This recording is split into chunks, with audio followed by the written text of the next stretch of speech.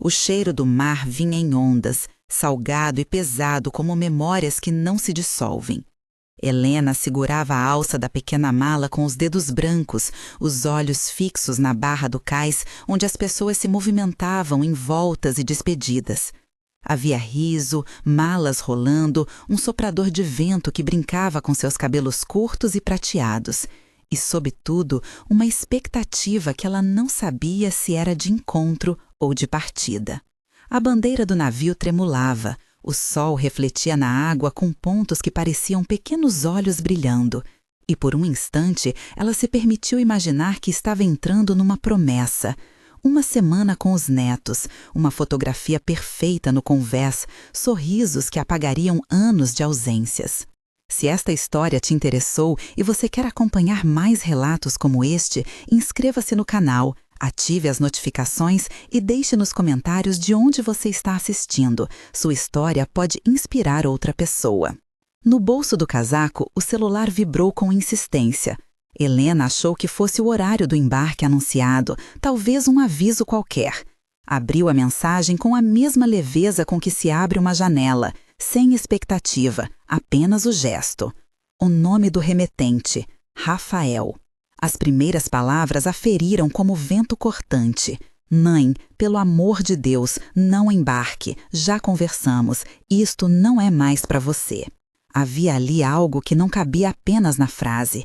Um tom seco, uma linha que selava não só aquele dia, mas um histórico de pequenas exclusões que ela escolhera interpretar como cansaço ou falta de jeito para preservar o amor. Ela leu de novo. A mensagem continuava com instruções sobre as acomodações, que as reservas haviam sido feitas em uma cabine com espaço insuficiente para uma terceira pessoa, que eles haviam reestruturado tudo para tornar a viagem mais confortável e que, se quisesse participar, teria de arcar com custos adicionais que ninguém, até então, lhe pediram. Havia também, como uma pedra escondida no sapato, uma frase que dizia: "Se for embarcar assim, venha sozinha, nós não queremos drama amanhã." A palavra drama queimou de um modo inesperado. Não era apenas exclusão, era humilhação pública oferecida por quem ela acreditou amar. Os minutos seguintes foram um borrão. Helena sentiu o barco do estômago, uma maré que a puxava para baixo.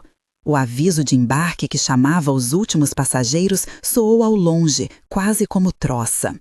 Alguém tocou seu ombro. Era Maria, a irmã, que havia vindo com ela até o cais. Maria tinha o olhar curto e a mão firme, como quem conhece a geografia das feridas da família. "O que diz?" perguntou Maria, sem pressa, quase esperando que fosse algo banal. Helena mostrou o telefone, sem ler em voz alta. Maria leu e a expressão dela endureceu. Não por surpresa, Maria sabia, mas por resignação. O tipo de resignação de quem, há décadas, observa padrões repetidos. "Eles fizeram isso antes", disse Maria, e a frase era ao mesmo tempo acusação e constatação. Não é a primeira vez que interferem na sua vida sem pedir. Rafael aprende com a esposa. Patrícia, ela dita as regras. Helena lembrava bem de todas as vezes em que se calou para não criar alarde. Quando emprestou dinheiro sem contrato, quando passou dias cuidando das crianças para que Rafael e Patrícia pudessem viajar, quando aceitou um quarto pequeno, um fim de semana cortado, um telefonema às 3 da manhã pedindo favores. Tudo somado formava um padrão que ela sempre quietou com amor, com medo de perder aquilo que ainda restava. O riso dos netos, aquela presença intermitente que a fazia existir como solução, não como pessoa. A decisão nasceu desse reconhecimento. Não foi explosiva, foi como uma corrente que se fecha, firme e lenta. Helena devolveu o telefone ao bolso, respirou o ar salgado e deu um passo para trás do movimento geral do embarque. Não subiria como esperavam. Ao voltar para a cidade, Maria a levou para casa, e as duas, sentadas à mesa da cozinha, o som do bule no fogão soou como um metrônomo de decisões. Houve silêncio. E no silêncio, Helena refletiu sobre a escritura que tinha 30 anos. A casa onde crescera os filhos ainda estava em seu nome. Ela pensou nas chaves na gaveta, naquela etiqueta com o nome da rua e a poeira que só passa quando alguém decide varrer de verdade.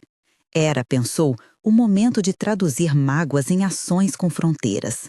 A primeira visita foi ao advogado. O escritório cheirava a papel e café requentado.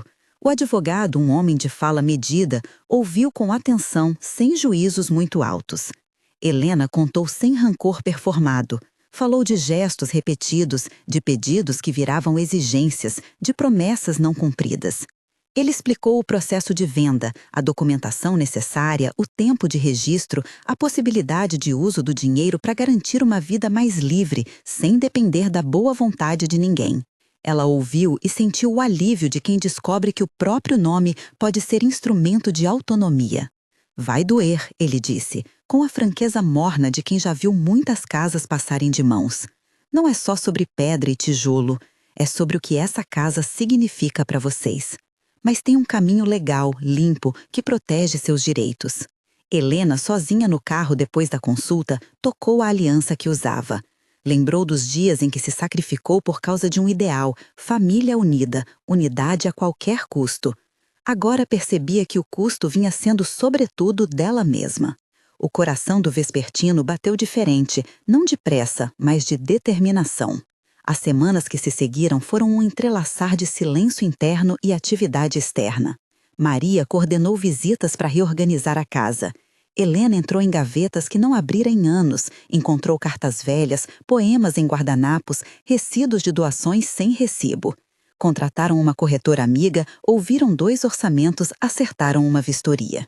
Helena redigiu uma carta que não seria enviada por impulso, mas entregue formalmente antes de qualquer ação. Explicava suas razões, pedia compreensão e anunciava que, por dignidade e por respeito a si mesma, estava colocando a casa à venda. Era um gesto de encerramento matrimonial com a casa, uma divisão não por rancor, mas por reequilíbrio. Quando enviou a carta pela manhã, sentiu uma leveza que não associara ainda o verbo vender. Era como soltar um balão que levanta memórias e não as amarra mais ao chão. A resposta de Rafael demorou 1 hora. Ele ofereceu palavras que mesclavam culpa e justificativa. Havia nele um desejo de manter a relação como antes, mas sem assumir mudanças reais.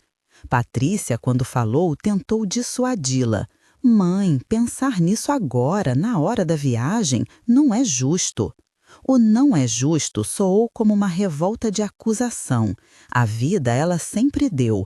Agora, ao reivindicar sua autonomia, passava a ser injusta. As negociações correram com a frieza necessária. O comprador era um casal jovem com planos de reforma. A corretora sugeriu um preço que permitisse a Helena uma reserva confortável. Havia procedimentos, avaliação, contrato preliminar, liberdade de continuidade por alguns meses até o registro. Não houve segredo. Helena anunciou à família com serenidade. Eles reagiram como quem espera que o mundo ceda ao seu desconforto. Primeiras tentativas de manipulação, depois um silêncio que pesava. No dia da vistoria, Helena entrou na casa como quem visita um passado e um futuro simultâneos. O corredor cheirava madeira limpa. No quarto das crianças, as marcas na parede onde uma vez pendurava medalhas e desenhos ainda estavam visíveis. O armário abria com o rangido conhecido. A cozinha guardava o cheiro de jantares que não seria repetido sob sua tutela. Ela passou a mão nas paredes como quem lê um livro antigo e sorriu com tristeza e ternura. A vida ali havia sido completa e, ainda assim, chegara a hora de reescrever outros capítulos. Os netos Matel e Júlia foram um alívio. Eles não entendiam a complexidade dos adultos, sabiam apenas que algo mudava e que a avó estava ali, com um olhar mais leve. Nos fins de semana em que permaneciam com ela, havia risos que enchiam a casa de novo. Helena fez um pacto consigo mesma. Não responderia a chantagens emocionais. Proporia encontros em seus termos, sem trocas ocultas. Era para ela uma prática nova, limites com ternura. O confronto definitivo aconteceu numa manhã cinzenta, quando Rafael apareceu na porta da casa para buscar chaves. Ele chegou com a intenção de um pedido disfarçado de direito. Queria garantir que a venda não afetasse a convivência com os netos. Helena já esperava. Havia um envelope sobre a mesa com a cópia do contrato. Havia também um conjunto de chaves, limpas e alinhadas. Rafael entrou, a voz oscilando entre autoridade e súplica. Mãe, começou como quem pede licença para ferir. Não sabe o que está fazendo. Essa casa é de todos nós. Não é, respondeu Helena, com a calma de quem já meditou em cada palavra.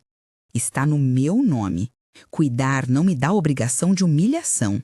Tenho guardado paciência, mas não quero mais que minha vida seja moldada por ressentimentos velados.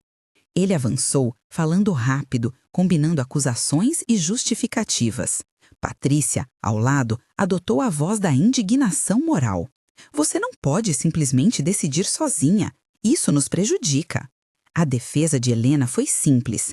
Ela demonstrou as propostas, leu trechos da carta que explicava o porquê e encerrou com uma pergunta que não exigia resposta fácil. Vocês querem manter os laços como sempre fizeram quando isso passou por cima de mim? Ou querem um laço novo, onde haja respeito mútuo? O silêncio que se seguiu foi pesado. Rafael tentou argumentar sobre memórias e heranças afetivas. Helena falou sobre dignidade, sobre a sensação de ter sido invisibilizada nos pequenos gestos cotidianos. E em algum ponto a voz dele falhou. Havia culpa, havia medo de perder também. A conversa não se resolveu naquele instante com perdão ou reconciliação. Houve, entretanto, algo que começou a mudar. A percepção de que suas ações tinham consequências e que a manutenção de privilégios não era a mesma coisa que cuidado. Na tarde em que entregou as chaves ao corretor, Helena realizou um pequeno ritual solitário. Sentou-se na sala vazia, ligou um velho toca-discos que guardava para ocasiões raras e começou a dançar. Não era uma dança para a plateia, era uma dança para limpar, um rito de passagem. Os pés deslizavam sem pressa, os braços abriam uma geografia de liberdade. E as lágrimas que vieram não tinham sabor de derrota, mas de alívio. Era o primeiro passo de uma mudança que não cabia em palavras. O mar, que agora parecia distante, devolvia-lhe em suas lembranças o grande espaço onde as dores passam. Com o dinheiro da venda, Helena fez escolhas que soavam como retribuições a si mesma, e não como compras impulsivas. Alugou um apartamento modesto, claro e com janelas amplas. Inscreveu-se em um ateliê de pintura, lembrando-se das aulas que frequentara na juventude. Comprou telas e aquarelas, prometeu a si mesma que não faria da arte um produto, mas um processo de cura. Também guardou uma parte em reserva para garantir segurança. Idade é experiência, pensou, e experiência merece respeito. Paris entrou na história quase como uma promessa antiga. Maria, que já vivera capítulos de independência, sugeriu uma viagem. Vamos, vá, pinte, ande. Helena aceitou. A cidade foi um choque de cores e ruídos, pão quente e chuva fina, vitrais que refletiam luz em mosaicos. Caminhou por ruas onde as sombras dançavam com o sol, deixou-se perder em livrarias e em mercados de flores. No ateliê que frequentou, as mãos dela demoraram a lembrar movimentos precisos, mas logo achou uma cadência própria. A aquarela lhe ensinou o valor de aceitar o imprevisível, manchas que se tornam paisagens, erros que viram cor. Em Paris, ela encontrou também espaços para a solitude que cura. Tomava café olhando para esquinas que não pediam nada dela.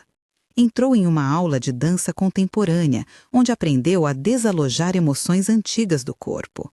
A dança, antes rito doméstico, virou prática de reconstrução. Ao dançar num pequeno estúdio de madeira, sentia-se falando com sua vida de um modo direto, sem mediações. Houve cartas trocadas com Rafael, em que ele pedia, entre linas, desculpas pouco firmes. A reconciliação não foi imediata. Helena deixou claro que não buscava punição, buscava mudanças. Queria que os encontros com os netos fossem nos seus termos, com horários respeitados e sem a expectativa de servidão. Queria que as trocas financeiras fossem claras e registradas, não mais favores que pesassem como correntes. Ao regressar do exterior, pintou para si um quadro que juntava memórias: o porto, uma mala pequena, o contorno da casa e, ao fundo, uma figura dançante. O quadro não era vingança, era mapa. Pendurou-o na parede do novo apartamento, onde a luz entrava com generosidade. Seus amigos, a irmã, algumas vizinhas apreciaram a mudança. Havia nela uma confiança nova, que não excluía ternura, mas exigia respeito. O reencontro real com Rafael aconteceu meses depois. Não foi na casa já vendida, que agora tinha novo nome e nova família, mas numa cafeteria ao lado do parque onde costumavam levar Mateu quando era pequeno. Rafael chegou com um vaso de flores sem jeito, como quem tenta suavizar um adeus antigo. Começaram com estranheza, com perguntas cuidadosas. Ele falou e, pela primeira vez, ouviu a palavra limite sem torcer o nariz. "Eu não te vinha entendendo, mãe", disse ele com a voz baixa. "Achava que fazer por vocês era amor. Não percebi que fazia sobre vocês. Me desculpe." Helena escutou. Havia em sua fala sinceridade e confissão, mas também a necessidade de ver ações. Ela respondeu com firmeza serena: "O perdão se dá, mas a confiança se reconstrói. Você precisa aprender a perguntar, a não assumir, a entender que minha vida não é um depósito de favores ilimitados." As semanas seguintes mostraram pequenos gestos concretos. Rafael procurou orientação, fez terapia de casais com Patrícia, que também, aos poucos, percebeu que a empatia não é sinônimo de permissividade. Eles começaram a marcar visitas com antecedência, a combinar valores e limites. Helena, por sua vez, manteve sua vida intacta. Pintava, saía com amigos, dançava nos finais de tarde e fazia planos que não incluíam a expectativa de sacrifício emocional. Os netos tornaram-se pontes naturais. Mateu ajudava Helena a escolher cores, Júlia comia biscoitos na cozinha e contava segredos de escola. Havia trocas descomplicadas, afetivas, sem o peso do passado. Helena sentiu pela primeira vez em anos que o amor podia existir sem anulação. Era um amor com contornos, um afeto que respeitava a autonomia de cada um. Nem tudo foi linear. Houve recaídas, mensagens ambíguas, pedidos de última hora que tentavam retomar velhos privilégios. Em cada caso, Helena praticou a firmeza com ternura. Dizia não quando precisava, explicava a razão e propunha alternativas viáveis. O resultado foi mais honesto do que vingativo. Algumas pessoas entenderam, outras permaneceram resistentes. Mas o mais importante era que Helena deixara de carregar sozinha o peso das expectativas alheias. O processo de cura também trouxe novas conexões. Conheceu no ateliê uma mulher chamada Ana, professora aposentada, que lhe ofereceu companhia e críticas suaves nas telas. Juntas, visitavam exposições, tomavam chá e falavam de amores que foram e de amores que eram, dos filhos e dos netos, das escolhas que definem a velhice como tempo de afirmação e não de renúncia contínua. A amizade foi, para Helena, um espelho de que a vida se estende em possibilidades além do que se perde. Houve, em determinado momento, um gesto simbólico de Rafael que comunicou maturidade. Ele convidou Helena para um fim de semana programado com os netos, mas deixou as condições claras por escrito: horários, responsabilidades e, sobretudo, o compromisso de que não pediria serviços que invadissem o espaço dela. Não era um manifesto público, mas a presença da clareza transformou o encontro. Helena aceitou e a convivência foi alegre e leve. A diferença era palpável, o riso voltou sem dever, as conversas aconteceram sem cobranças veladas. A pintura se tornou, além de terapia, uma nova vocação. Helena realizou uma pequena exposição no Centro Cultural do bairro, com telas que falavam de mares, chaves de danças. O público que veio não era apenas curioso, era composto de mulheres que encontraram nos quadros um eco de suas próprias histórias. Ela não buscou fama, buscou partilha. As vendas foram simbólicas e permitiram-lhe continuar investindo nas aulas. Ainda assim, a vida não era um conto redondo. Havia dias de solidão que batiam como chuva fina, lembranças de noites em claro, momentos em que velhas culpas ressurgiam. Nessas horas, Helena aceitava o desconforto, escrevia no diário as memórias que pulsavam e fazia rituais simples. Caminhadas ao nascer do sol, chá com camela, ouvir uma canção antiga. Aos poucos, aprendeu que resistir ao automatismo de se anular era prática diária. Num jantar em família, jamais pautado por respeito, Patrícia, com olhos menos duros, aproximou-se de Helena. Houve uma conversa franca entre as duas, em que Patrícia reconheceu que parte de sua segurança vinha de manipular situações em que a avó cedia. Não foi um mea-culpa dramático, mas um reconhecimento que abriu espaço para a reconstrução. As conversas passaram a incluir logística e sensibilidade, e com o tempo, o que parecia uma rendição tornou-se uma parceria possível, ainda que frágil. Helena percebeu que o maior arrependimento que poderia suscitar nos outros não seria a humilhação pública que sofreu no Porto, transformar aquilo em espetáculo, mas a perda calçada em quietude. Uma vida inteira entregue sem regras. Seu maior triunfo não foi a venda ou a viagem, mas a demonstração de que limites podem ser postos com amor, que dignidade e afeto não são opostos. Os símbolos reapareciam em pequenos detalhes. Um dia, voltando de uma caminhada, encontrou uma concha na areia, lembrança pueril do Porto, e a guardou como lembrança de que o mar cura e revela. As chaves agora não mais pendiam na gaveta de formas estranhas, eram ornamentais, lembranças de um ciclo encerrado. E as telas nas paredes do apartamento falavam de uma mulher que aprendeu a desenhar os contornos da vida segundo sua própria mão. O processo de reconciliação foi, em boa medida, um trabalho de reconstrução mútua. Rafael aprendeu a ouvir, Patrícia aprendeu a cortar o impulso de controle. Os netos ganharam a avó que não se esvaziava, e isso lhes ofereceu modelos de relacionamento onde o cuidado é recíproco.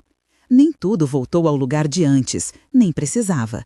O que nasceu foi algo mais real, convites respeitosos, encontros com duração combinada, intervenções financeiras registradas quando necessárias. No fim, Helena olhava para sua vida como para uma tela inacabada. Ainda havia tons a explorar, caminhos a escolher, mas o medo de perder-se nos outros havia cedido lugar a uma curiosidade por si mesma. A humilhação no Porto tornou-se ponto de virada, um limite traçado que permitiu a ela redescobrir o eu escondido sob anos de doação. E nas tardes em que a chuva batia na janela, ela dançava sozinha na sala, não para esquecer, mas para celebrar.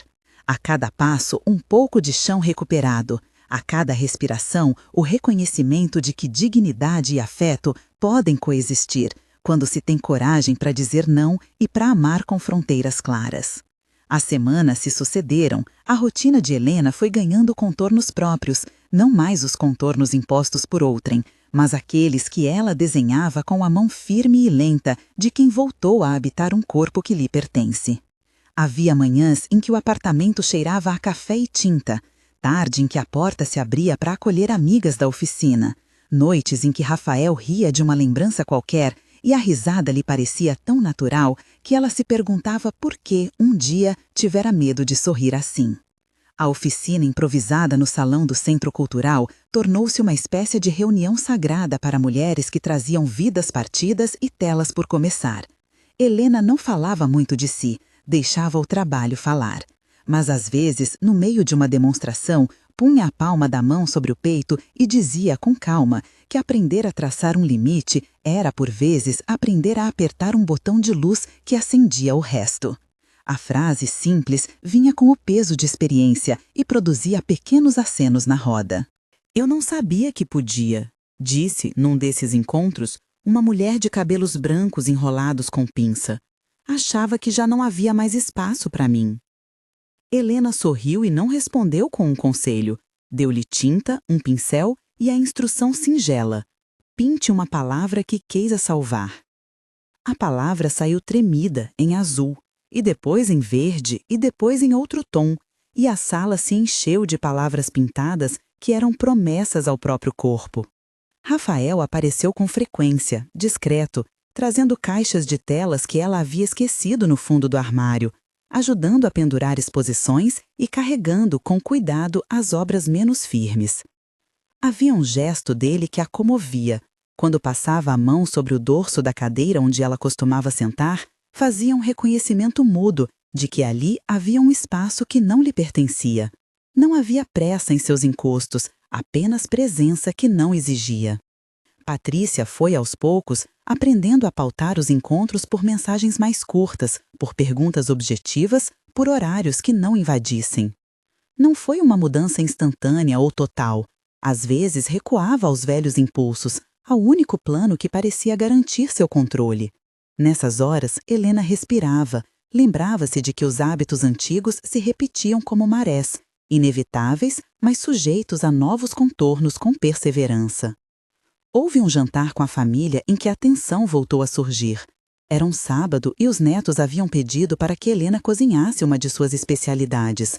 Patrícia organizou o serviço e, como num mapa conhecido, começou a distribuir tarefas com a mesma eficácia que lhe dera resultados por anos. Quando tocou a Helena, com a voz que sempre escondia ordens sob forma de perguntas, ela respondeu diferente. Gratinho com alho e salsa. Eu cozinho até o perfume sair da panela. E pausou, olhando para a filha de frente. Quero ser informada de quem vem e até que horas fica, para me organizar. Se precisar ficar além do combinado, vamos conversar e acordar. Houve um segundo de silêncio, pequeno e sólido, como quando o vento para antes da chuva. Patrícia apertou os lábios, tentou um sorriso antigo e achou outro.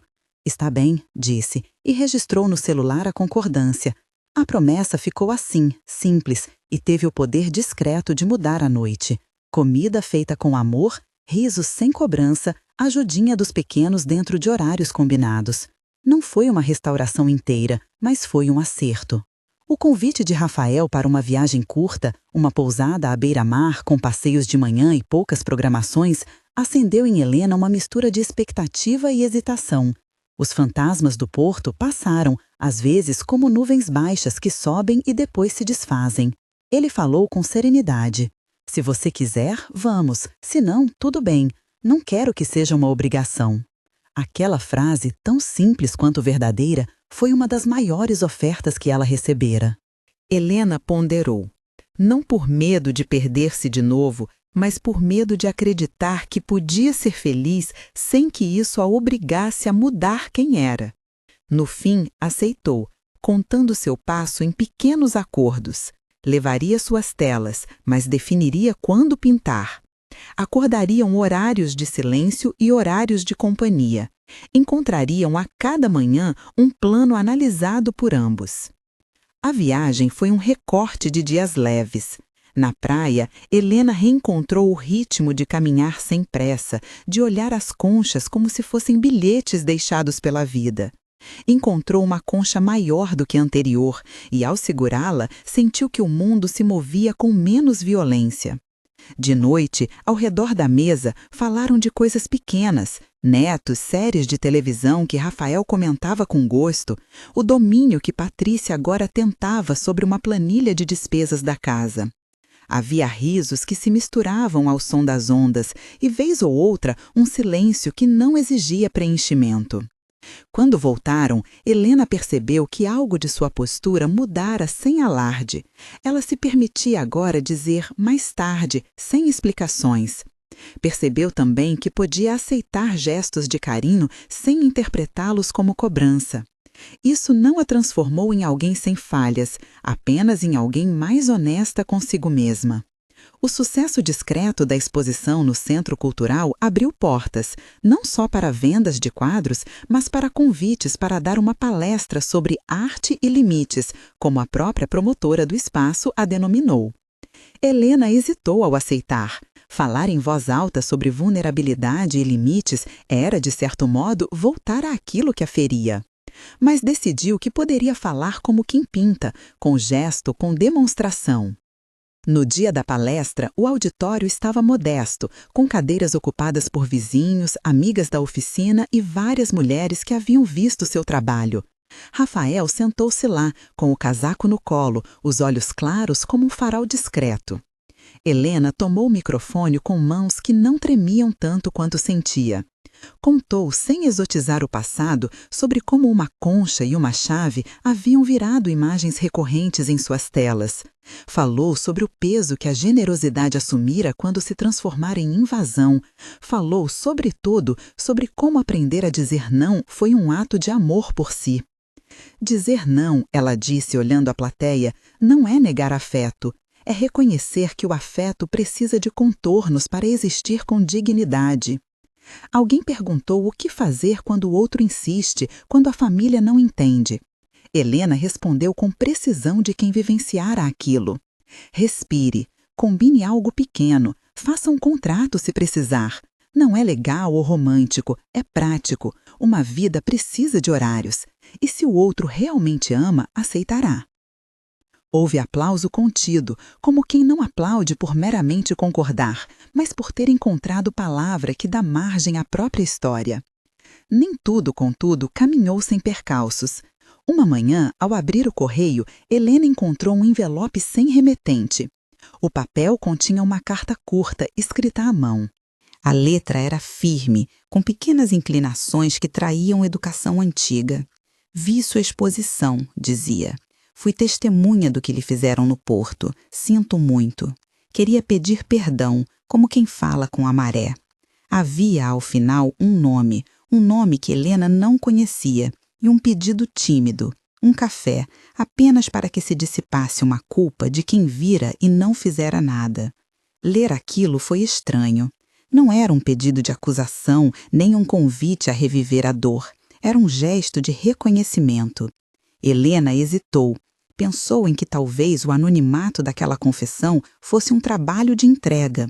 O outro fora anônimo, porém reconhecera a falha de sua própria inércia. Marcou o encontro por educação mais do que por curiosidade. O homem que apareceu no café era pequeno, com mãos que tremiam de leve quando pousou a xícara sobre a mesa. Falou de forma contida, admitindo que vira a cena do porto de longe e se calara por medo de se envolver. A voz dele carregava um remorso que parecia esculpido por anos. Não pediu perdão em nome de outros, pediu perdão em nome de si. Helena ouviu e, surpresa, percebeu que o que sentia não era desejo de vingança, mas a vontade antiga de transformar a humilhação para que ela não fosse só recordação amarga. Não precisava ter vindo, disse, por fim, com honestidade, mas obrigada por reconhecer. O homem fez um aceno que veio com a tímida firmeza de quem aceitara que pequenas reparações têm validade. Helena voltou para casa com o envelope que guardou junto às chaves. Aquela carta era, de algum modo, mais um sinal de que o mundo podia se inclinar a reconhecer o erro quando não se pedia palco, mas se pedia simplesmente verdade. Com o passar dos meses, Helena começou a dar pequenos cursos no Centro Cultural com foco em mulheres da sua idade. Chamou-os de oficinas de reconstrução. Eram encontros que mesclavam técnica pictórica com conversas sobre autonomia. Ali surgiram histórias doloridas e o que se viu foi uma comunidade de aprendizes que se sustentava. Contavam-se segredos de casas, estratégias para conversar com filhos que não aceitavam limites e maneiras de reiniciar costumes quando a memória e o corpo reclamavam. A cada oficina que finalizava, Helena calçava um sentimento de missão. Não era messianismo, era o reconhecimento de que seu próprio caminho tornara-se exemplo possível. A arte que antes lhe servira de refúgio transformara-se em instrumento de transformação coletiva. Rafael, por sua vez, envolveu-se de modo singelo. Ajudou a levar material, consertou cavalhetes empedernidos e, em uma ocasião, pintou uma pequena paisagem sob a orientação dela. Era uma cena quase doméstica. Ele com um pincel sem jeito, ela com o olhar de quem sabe que encenar é também aprender. A intimidade entre os dois ganhou nesse inventário uma nova delicadeza. Não se tratava mais de ocupar ou ser ocupado, mas de oferecer presença que se respeitava. E, claro, houve dias difíceis. Mas, naquele apartamento, com a concha na prateleira e as chaves sem peso, havia também a imagem de alguém que, ao decidir por si, dera aos que a cercavam a possibilidade de aprender a relação com o outro sem devorar-se. Era um gesto que, como as telas, tomava tinta aos poucos e que, mesmo inacabado, já brilhava. Na manhã seguinte, Rafael trouxe o café e os dois pinturaram juntos. Pincelavam na varanda com as mãos manchadas e os netos que passavam de vez em quando, curiosos. O mundo parecia simples naquele pequeno ateliê improvisado. Cores, conversas, o diálogo manso de quem já não exigia totalidade. Helena sentiu, por um instante longo e claro, que sua vida havia encontrado uma forma que combinava trabalho, afeto e solidez. Uma imagem que, finalmente, ela era capaz de pintar sem medo de errar. E assim, enquanto a cidade seguia seu curso de ruas e compromissos, Helena aprendeu a reconhecer que as fronteiras que desenhava eram mapas de liberdade. Não negava ajuda, negociava. Não rejeitava amor, exigia sua forma justa. Não voltou a ser a mesma que fora humilhada, nem negou quem tivera sido. Ao invés disso, trabalhou os seus dias como se pintasse um grande quadro, camada sobre camada, com paciência e coragem, deixando que o tempo secasse as cores e realçasse os contornos. Houve ainda um episódio que testou pela última vez naquela fase a sua capacidade de manter limites. Uma prima distante apareceu pedindo abrigo por uns dias, em crise por dificuldades familiares. Era o tipo de situação que poderia facilmente escorregar para velhos padrões de autoanulação. Helena ouviu, ofereceu uma noite e, no fim do primeiro dia, conversaram longamente. Definiram juntas. Ali seria apenas uma ajuda transitória. Combinaram tarefas, marcaram horários de uso da casa e das refeições. A prima, surpresa com as concessões, primeiro resistiu. Não entendia por que uma oferta vinha acompanhada de regras. Aos poucos, no entanto, viu que o trato facilitava sua estadia. Havia clareza e, com ela, menos vergonha. Ao partir, abraçou Helena com sinceridade e agradeceu. O processo de reconstrução, então, mostrava seu poder prático. Quando se tratava com honestidade, o outro podia responder com dignidade ou, ao menos, com menos violência. Não existiam garantias de que todos mudariam. O que existia era o espaço limpo para que escolhas fossem feitas. O dia fechou com um pôr do sol cor de fogo que Helena tentou reproduzir em tela. Rafael, ao seu lado, mexia em pincéis como um discípulo paciente. Lá fora chegava a noite, trazendo possibilidades. Lá dentro, a casa respirava em ritmo próprio. Helena sabia que ainda havia caminhos não percorridos, telas por pintar, conversas a ter, lutos talvez a revisar. Mas a sensação que lhe tomava o peito era de que a trajetória, finalmente, era dela. E havia nisso uma paz que não soava cedência, soava assinatura. A canção antiga que guardava entre os discos começou a tocar, baixa, atravessando o espaço. Marina recebeu-os com o entusiasmo fácil de quem já conhece as falhas e as grandezas de quem cria. Temos pessoas que apreciam trabalhos com verdade, disse Marina, guiando-os até o lugar reservado. Não prometo multidões, prometo olhos atentos. As pessoas vieram com a lentidão característica dos sábados culturais. Pares de amigos, uma senhora com óculos amarrados ao pescoço, um jovem que anotava tudo. Helena colocou suas telas na parede como se arranjasse a própria memória, não por ordem cronológica, mas por ressonância. Uma cor que chamava a outra, uma linha que pedia continuação. Havia telas de praias, outras de interiores, um retrato solto que captava mais o gesto do olhar do que a semelhança. Rafael ficou ao lado, distribuindo café e falando com quem se aproximava com o mesmo tom paciente com que ela o conhecia. Ele era, ali, uma extensão do ateliê, uma mão que sabia onde apoiar um copo, um ouvido que sabia rir nos momentos certos. E Helena, que recebera tantas visitas de consolações inadequadas ao longo da vida, viu naquele cuidado uma espécie de reconhecimento sem pressa. Uma moça chamada Clara demorou diante de uma tela em que os tons laranja e cinza se entrelaçavam como uma memória de crepúsculo. Seus olhos ficaram úmidos sem vergonha. «Tem algo aqui que me lembra de um lugar que perdi», disse ela, baixinho. «Não sei quê. Sua pintura fala de ausência, mas sem ser vazia».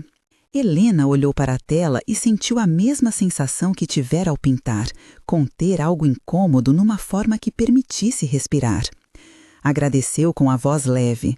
Não era elogio que procurava naquela noite, era confirmação de que o gesto tinha significado. Quando as luzes começaram a apagar, já perto do fechamento, Marina aproximou-se com um envelope. "Tem um contato aqui", disse, entregando. "Um produtor quer conversar. Disseram que procuram artistas que trabalhem com memória e recomeço. Achei que você deveria saber." Helena levou o envelope para casa como quem leva um pássaro na palma da mão. Abriu-o em frente à janela. Havia um cartão simples, um bilhete curto. "Gostei das telas que vi. Podemos conversar sobre uma exposição no mês que vem?" A possibilidade trouxe junto um nervosismo novo, não mais o medo de ser possuída por expectativas alheias, mas a tensão sutil de aceitar um desafio que pedisse entregar suas obras a um público maior. Concluiu que precisava conversar com Rafael. Sentaram-se na cozinha, as mãos tocando a mesa como se buscassem ancoragem. Ele não ofereceu soluções milagrosas, ofereceu o que sempre oferecera: presença. "Se for o que você quer", disse ele, "vá. Se precisar de um tempo, diga que não e pronto. Mas não assine em branco nem aceite amarras que apequenem o seu trabalho. Lembra das regras que você aprendeu a desenhar?" Helena sorriu e lembrou-se das palavras com que agora tecia seus limites: honestidade, clareza, cuidado. Concordou em marcar a conversa, mas com a condição de que nada seria decidido sem que ela pudesse pensar a partir do seu ritmo. A notícia da possível exposição correu pela família com a discreção de uma maré. Os sobrinhos mais próximos, curiosos, fizeram perguntas que variavam entre orgulho e incredulidade. A prima que vira durante a crise enviou mensagens de incentivo sincero. Rafael, por sua vez, assumiu tarefas práticas que Helena começava a delegar sem culpa: telefonemas, arranjos, pequenas compras de materiais. A parceria se consolidava num cotidiano de suporte mútuo, onde o gesto de cuidar era, sobretudo, manter o outro em liberdade. Nos dias que antecederam a reunião com o produtor, Helena pintou como quem ensaiava um discurso. Nem todas as telas eram destinadas à venda. Algumas serviam apenas para experimentar uma técnica, outras para testar a paciência do olhar. Havia uma tela em especial que a inquietava, um grande quadro em que o vermelho e o marfim disputavam o espaço, como se fossem lembranças quentes tentando se reconciliar com a calma. Toda vez que se aproximava, a mão tremia, não de medo, mas de carinho e medo misturados. Na tarde marcada, o produtor chegou com um bloco de notas e uma voz que oscilava entre o formal e o pessoal. Falou de curadorias, espaços possíveis, prazos. Falou também de público, de como certas narrativas se encaixavam numa temporada cultural. Helena escutou sem pressa, respondendo quando necessário, preferindo sempre a clareza. Queria que suas talas falassem de processos, não de conselhos prontos. Desejava que a exposição permitisse ao visitante ficar, não ser conduzido com demasiada segurança. No retorno, ao cruzarem a rua, Helena sentiu o cansaço de quem entregou uma parte de si numa conversa e esperava o retorno. Rafael a segurou pelo braço, não para protegê-la, mas para caminhar juntos. O gesto foi pequeno, mas cheio de sentido, companheirismo sem invasão. As semanas que se seguiram foram de arrumações e decisões. Decidiram também, numa noite de conversa calma, que parte das obras ficaria sem preço fixo, para que quem viesse sem recursos pudesse escolher uma forma de reconhecimento não puramente monetária. Foi uma decisão que nasceu da memória de tempos de crise, um gesto que lembrava a própria história de Helena: dar quando se pode, receber quando é justo e, sobretudo, manter o gesto livre de pena. Enquanto isso, a vida cotidiana seguia com suas pequenas provas. Havia dias de dúvida, dias em que a tinta parecia não atender ao desejo. Havia dias de alegria sincera, em que uma tela brotava pronta, como uma conversa que se sustenta sozinha. Helena continuava a receber visitas, a emprestar a casa por noites curtas, a negociar sua generosidade dentro de limites claros. A arte se tornara um modo de traçar fronteiras que não isolavam, mas possibilitavam encontros honestos. Numa manhã de chuva fina, Helena recebeu uma carta, o tipo antigo, com selo carimbado, que tocou uma memória de outras cartas que recebera ao longo da vida, algumas de despedida, outras de amor, muitas de perguntas. Abriu com cuidado e encontrou dentro uma nota escrita por uma antiga amiga de faculdade, agora morando longe, lembrando de episódios de juventude que pareciam frágeis diante da vida adulta. A amiga dizia ter visto uma reportagem sobre a exposição e que aquilo a fizera lembrar de Helena como artista antes de ser tantas outras coisas. Helena guardou a carta num dos cadernos de desenho. Sentiu, por um instante, que todas as linhas que marcara ao longo dos anos formavam um mapa de quem se tornara. Não uma pessoa inteira, mas uma que aprendeu a habitar suas bordas com a coragem de permanecer humana. Na noite anterior à montagem da exposição, Rafael e ela ficaram arrematando detalhes, etiquetas, penduradores, um texto curto para a parede de entrada. Escreveram-no juntos, palavras simples, honestas, sem pretensão de ensinar, apenas de convidar. Ao final, sentaram-se no sofá exaustos e por um tempo ficaram em silêncio, contemplando o trabalho feito. A casa estava calma. Lá fora, a cidade apagava suas luzes uma a uma. Obrigada por não ter medo de seguir, disse Rafael, tocando a mão dela. Helena apertou a mão dele. Não foi uma resposta pronta, foi a confirmação de que o caminho seguia seu traçado, que havia ainda muito por pintar e que cada tela seria, de agora em diante, um pouco mais dela. Olhou para a janela, para as lâmpadas que nas janelas opostas formavam pequenos quadrados de vida. Pensou nas pessoas que viriam, no que veriam e no que talvez fossem reconhecer de suas próprias histórias. Fechou os olhos por alguns segundos. Ao abri-los, soube, com essa certeza tranquila que chega só depois de muito trabalho interno, que estava pronta para o próximo traço. E, com Rafael ao lado, pôde finalmente desligar a luz e dormir tranquila, sabendo que amanheceria para uma nova parede a ser ocupada, não por perfeição, mas pela presença de sua pintura.